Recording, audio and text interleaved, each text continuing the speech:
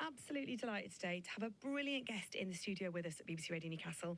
Her name is Amy Wilson, and Amy and I chatted 7 years ago. God, time flies, doesn't it, Amy? It does, yeah, absolutely. And we were saying at that time, your blog, I'm Not Disordered, had not 500,000, and now you have 3.1 million, maybe a bit more. Yes, it's nearly 3.2. I refreshed it this morning. It's almost 3.2. That's unbelievable. Yeah. And how often do you blog about your experiences? And if you missed it a little bit earlier, Amy went through a great deal of trauma with sexual abuse, and then a diagnosis of borderline personality disorder and several suicide attempts. So she's had an incredibly difficult time.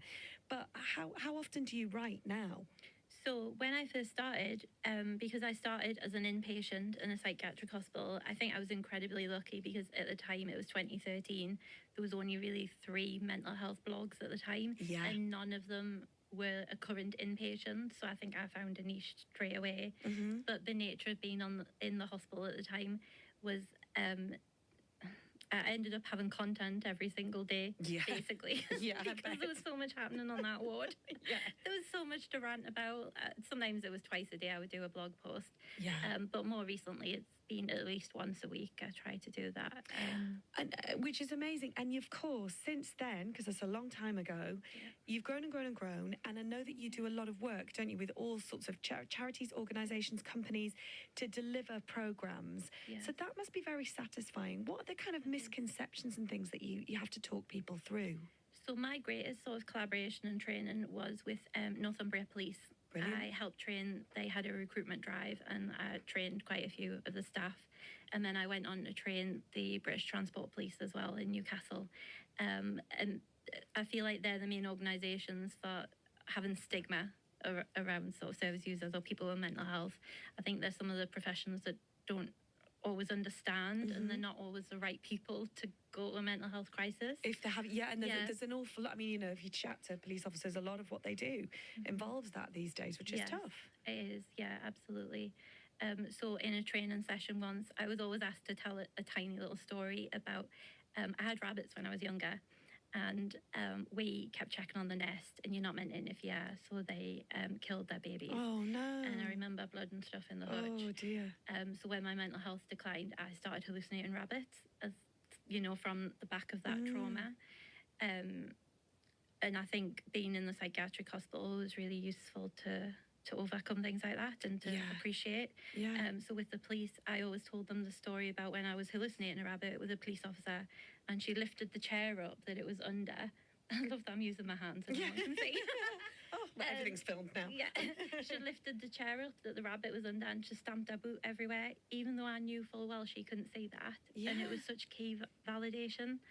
And I told that example in a training session, and an officer later got in touch, and she said because of that, she chased the devil around the kitchen and flushed it down the sink because she was trying to be because she was trying to be creative about it and think outside the box. And try to listen and validate somebody's feelings rather than saying, no, that's crazy, there isn't a devil in here.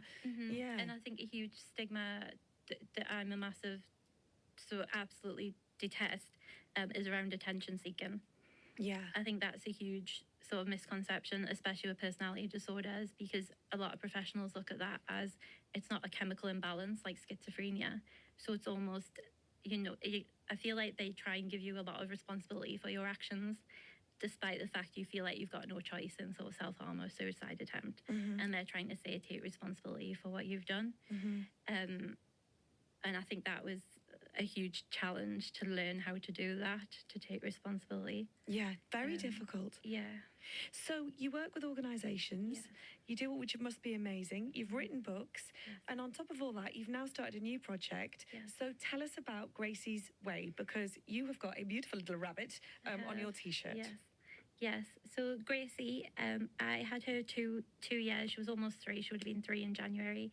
And she ended up having symptoms of gut stasis, which is something I'm a massive sort of trying to spread the word about that, because it can be fatal within 24 to 48 hours for a rabbit.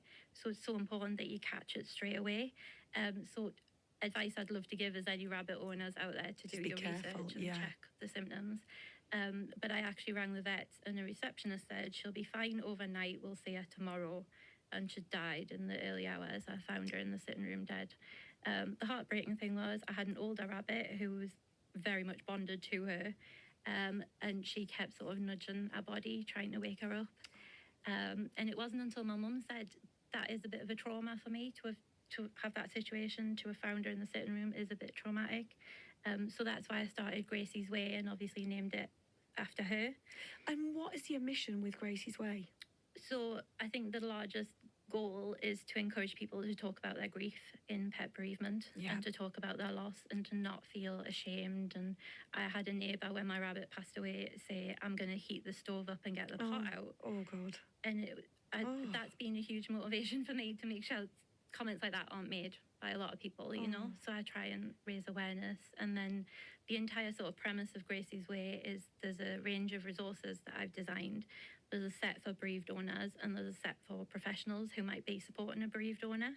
So advice around sort of trauma-informed care and communication. And so it caters to two different audiences, which has proven to be a bit of a niche. You know, like a lot of pet bereavement projects are just for the bereaved owners. Yeah. So I try and have focused on professional input as well. That's really interesting because I think people, if you're not a pet lover or a pet owner, then you might not understand the depth of feeling and connection that is there and the utter devastation. And we know, of course we know as humans, we know we're going to lose our dogs. We know that they have a lifespan, or cats or rabbits, but it doesn't stop it from being absolutely devastating, does it? And I think for me, a personal sort of note is just that I've had a lot of gynecology problems and it's minimising my chance of falling pregnant. So for me, my pets are my babies. And my mum actually made a comment once. She said, if these are my grandchildren, I'm happy. So, but they've been, you know, they're absolutely fundamental to my mental health, my pets.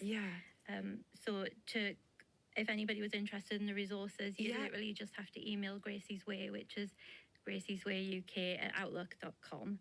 And then you can request any of the resources and they're completely free. And helpful. I imagine helpful so that you can look back and enjoy the memories of your pet and your beautiful fur baby. You can enjoy that. There's a whole range of resources, like some for creative writing, like coping that way, and some for remembrance exercises. And since January, since launching, it's had over 600 requests for resources. Fantastic. And that's just been amazing. And I'm actually at the point now I'm hiring volunteers to help me with the workload. That is amazing. So if anyone was interested in that, it's via reachvolunteering.org.uk. There's 2 positions to volunteer with Gracie's Way. Awesome.